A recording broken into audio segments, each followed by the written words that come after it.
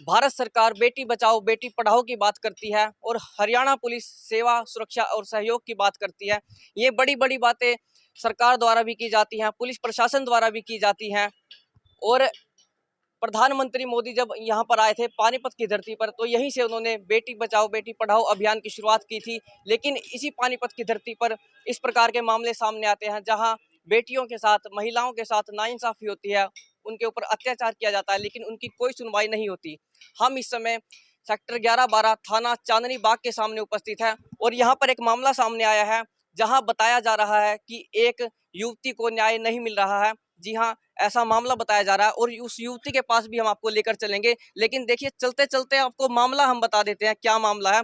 दरअसल बात 2-3 दिन पहले की है, जब एक युवती के साथ, जो कि कलंदर पीर से अपने घर विद्यानंद कॉलोनी जा रही थी, विद्यानंद कॉलोनी की वो युवती रहने वाली है, वहां पर वो जा रही थी और उसके घर से कुछ दूरी पर ही जिस ऑटो में वो बैठी हुई थी, उस ऑटो में कुछ युवक वहां पर आ जाते हैं और युवती का आरोप है कि वो युवक उसके साथ छेड़छाड़ करते हैं, छेड़खानी उसके साथ की जाती है, मारपीट उसके साथ की जाती है। और साथ ही जिस ऑटो में वो बैठी हुई थी, वो ऑटो उसकी बुआ का लड़का यानी उसका भाई चला रहा था और जब उसके भाई ने इस बात का विरोध किया, इसे रोकने का प्रयास किया, तो इनका कहना है कि उन युवकों ने इनके साथ मारपीट की और मोबाइल इनका तोड़ दिया जब इन्होंने पुलिस से बातचीत करने का प्रयास किया। आइए, वो हमारे साथ यहाँ पर उपस्थित हैं, काफी देर से यहाँ पर बैठी हुई हैं, लेकिन इनका कहना है कि इन्हें न्याय नहीं मिल रहा है। आप इन्हें बैठे हुए देख सकते हैं।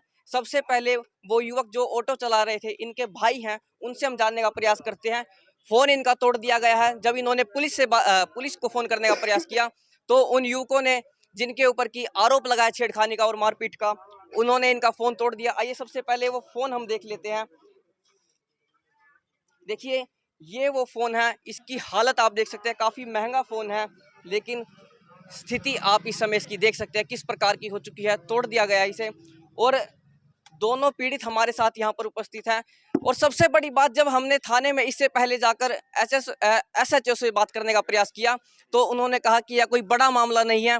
ऐसा कहकर उन्होंने इसे छोटा मामला करार दे दिया। जी हाँ, एक युवती के साथ छेड़खानी की जाती है और युवक के साथ मारपीट की जाती है, लेकिन पुलिस के हिसाब से, एचएसओ के हिसाब से ये एक छोटा मामला है। आइए, वो मारपीट के निशान भी हम आपको दिखा देते हैं जो इनके साथ मारपीट की गई थी, और उसके बाद हम जानेंगे कि पूरा मामला क्या है। लेकिन ये आप देख सकते हैं खरोच के निशान है।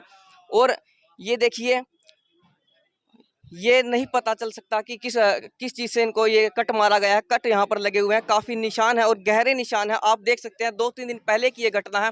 तो आइए पहले इनसे जान लेते हैं। भाई साहब, ये बताइए क्या हुआ था, कब की ये बात है? 12 तारीख की रात को 10:30 बजे हम शॉपिंग करके आ रहे थे। शंभू फैक्ट्री के जैसे कि पास पहुंचे हम, तो 10-12 लड़के हमारे टेम्पो में चढ़ गए और मेरे से बोलते हमें आगे छोड़ के आ। मैं बोला मैं आगे नहीं जाऊँगा भाई, मेरा घर आ गया, मैं आगे नहीं जाऊँगा, उतर जाओ। तो मेरे मामा की लड़की के साथ वो छेड़छाड़ करने लगे। मैं बोला भाई ऐसा ना करो, नीचे उतर जाओ। तो वो मेरे को मारने लगे और मैं बोला रुक जाओ, मैं पुलिस को फ़ोन करता हूँ। मेरा फ़ोन छीन के तोड़ दिया और मेरी सिस्टर के साथ भी मारपीट करने लगे और आपके साथ भी मारपीट मेरे हुई? साथ भी मारपीट करने लगे और उसके साथ भी। और मेरी जेब में 15,000 थे, जो कि EMI भरनी थी फ़ोन की और शॉपिंग करनी थी, और वे भी फ़ोन छीन पैसे छीन लिए और फ़ोन भी तोड़ दिया। कौन थे वो? स्थानीय युवक थे, गुंडे बदमाश थे, कौन थे? वहीं के थे, विद्यानंद कॉलोनी के विद्या, ही रहने वाले हाँ, थे? शंभू फैक्ट्री के पास। घर भी उन्हीं का, जिस घर में से निकले थे और उसी घर में बढ़ गए वे। वो युवती भी हमारे साथ उपस्थित है, इनकी बहन जिनके साथ छेड़खानी हुई है। एक आइए। एक का नाम अरविंद राजा है, एक का भवन कुमार है, और का जी पता नहीं है। 7-8 लड़के थे जी, घर मालूम है उनका। देखिए, और घर इन्हें मालूम है। पुलिस वालों ने अभी कोई कार्रवाई नहीं की। जो पहले हमने एप्लीकेशन दी थी, बोल रहे हैं कि दोबारा एप्लीकेशन दो, उस पर कार्रवाई होगी। कभी कुछ बोल रहे हैं हमें से, कभी कुछ बोल रहे हैं। अब लोग कोई कार्रवाई नहीं हुई हमारी। देखिए, दूसरा पक्ष जो है, जिस पर आरोप लग रहे हैं, उन्होंने भी क्रॉस एफआईआर इस मामले में करवाई है और इनका कहना है कि अब तक कोई सुनवाई इन पर नहीं, इस मामले पर नहीं हो रही है और बार बार एफआईआर को बदला जा रहा है। और दूसरी सबसे बड़ी बात, मैंने फिर कहा कि पुलिस ने इस पर अपना वर्जन देने से मना कर दिया है। तो आइए, वो युवती भी हमारे साथ उपस्थित है, उनसे हम जानने का प्रयास कर लेते हैं। काफी थकी हुई है इस समय। हम नीचे बैठ जाते हैं और इनसे बातचीत करते हैं। क्या हुआ था, कब हुआ था? 12 तारीख 5वां महीना 2022 को मैं शॉपिंग करके आ रही थी अपनी मामा की शादी के लिए। 21 तारीख को मेरे मामा की शादी है बिहार में। 17 तारीख की मेरी टिकट है रिजर्वेशन की। मैंने बिहार जाना है अपने मामा की शादी में। तो मैं शॉपिंग करके कलंदर पीर मार्केट से आ रही थी, तो 10:30 बजे 10:30 अपने घर पहुंच गई। रास्ते में थी शंभू फैक्ट्री के नज़दीक अपने घर, 10 कदम दूरी पे मेरा घर था। वहीं पर अपने बाहरने आके 8-10 लड़के खड़े थे, वो हमारे ऑटो में आकर घुस गए। मेरी बुआ के लड़के से बोले मुझे छोड़ के आ फलानी जगह। वो बोला मैं नहीं जाऊंगा, मैं घर जाऊंगा, मैं लेट हो रहा हूँ। वो मेरे बराबर में पिछली सीट पर बैठकर मेरे साथ चेस्ट को पकड़कर, कोई मेरा गाल को पकड़कर, सारे इकट्ठा, मतलब कोई कुछ छेड़खानी करने लगे। मेरी बुआ का लड़का बोला कि भाई तुम ऐसा ना करो, उतर जाओ, ये क्या बदतमीजी है, बोलने लगा। तो उन लड़कों ने मेरी बुआ के लड़के को थप्पड़, मुक्के, लात, गुस्से जो उनके हाथ में थे वो मारना शुरू करा। मैं चीख पुकार कर रही, मेरे को भी 2-3 बंदों ने पकड़ रखा, मैं उनके काबू होगी और मैं खूब शोर मचा रही। आसपास कोई बंदे नहीं थे वहां पर। फिर मेरी बुआ का लड़का ने बोला मैं पुलिस को फोन करता हूँ। सबसे पहले उसका उन बंदों ने फोन ही तोड़ा। फोन तोड़ने के बाद 2-3 ने हाथ जेब में डाला, तो पैसे थे 15,000 रुपये, वो छीन लिए उन बंदों ने। और वो दोषी विद्यानंद कॉलोनी में ही नजदीक शंभू फैक्ट्री के पास के मकान में रहते हैं। तो आप उनको पहचानती भी होंगी? उनको हम सामने आने पर पहचान जाएंगे। एक का नाम अरविंद राजा है, एक का भवन कुमार है, जो कि शंभू फैक्ट्री में ठेका लेता है। अरविंद राजा बर्तन की फैक्ट्री है, उसमें ठेका लेता है अरविंद राजा। और बाकी उसी कमरे में से थे, उसके यार दोस्त थे, जो भी थे उन्हीं में रहते, उसी मकान में। और जो कि बोला अगर पुलिस को बताया तो जान से मारने की धमकी दी है। और फिर भी मैंने अपनी जान जैसे तैसे बचाकर मैं भाग गई वहां से। मैं पब्लिक को अंदर, कॉलोनी के अंदर से, घरों के, वहां घर नहीं थे, वहां पर फैक्ट्री इलाका है, वहां से मैं बुला के लाई। तब वहां पर शोर मचाया। फिर मैंने पुलिस को फोन किया, पुलिस नहीं आई। वहां घंटों बाद पुलिस आई। फिर उसके बाद पुलिस वाले चाहते तो मुलजिम को वहीं से गिरफ्तार कर सकते थे, मुलजिम अपने ठिकाने पे ही थे, लेकिन पुलिस ने ऐसा नहीं किया। हमें गाड़ी में बिठाकर थाने में ले आई पुलिस।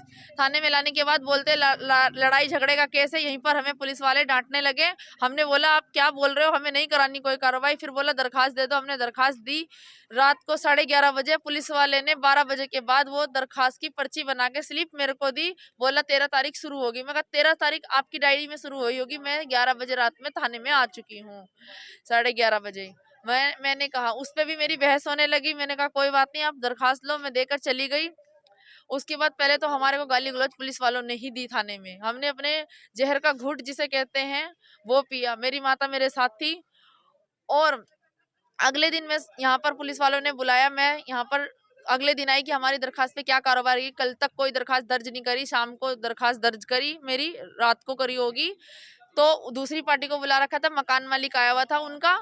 तो मकान मालिक बोलता है या तो केस उठा लो, नहीं तो तुम्हें तुम्हारे परिवार वालों को फंसा देंगे।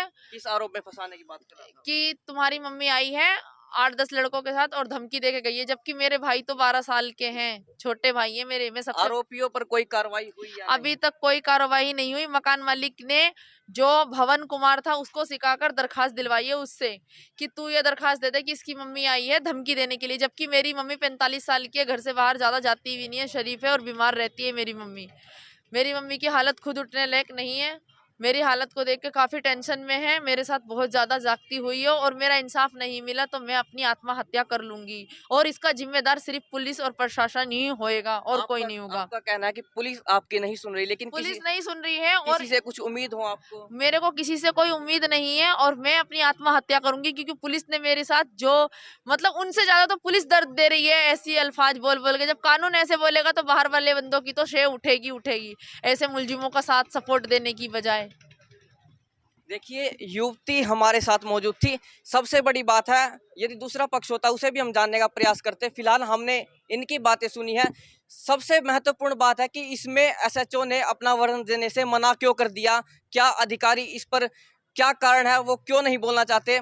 और इस पर हम वरिष्ठ अधिकारियों से, जो उच्च अधिकारी उनके हैं, उनसे हम बातचीत करने का प्रयास करेंगे, उनका वर्जन लेने का प्रयास करेंगे और ये पूरी खबर क्या है ये आप तक पहुंचाने का हमारा प्रयास रहेगा। फिलहाल इसी के साथ जुड़े रहिए हमसे और देखते रहिए।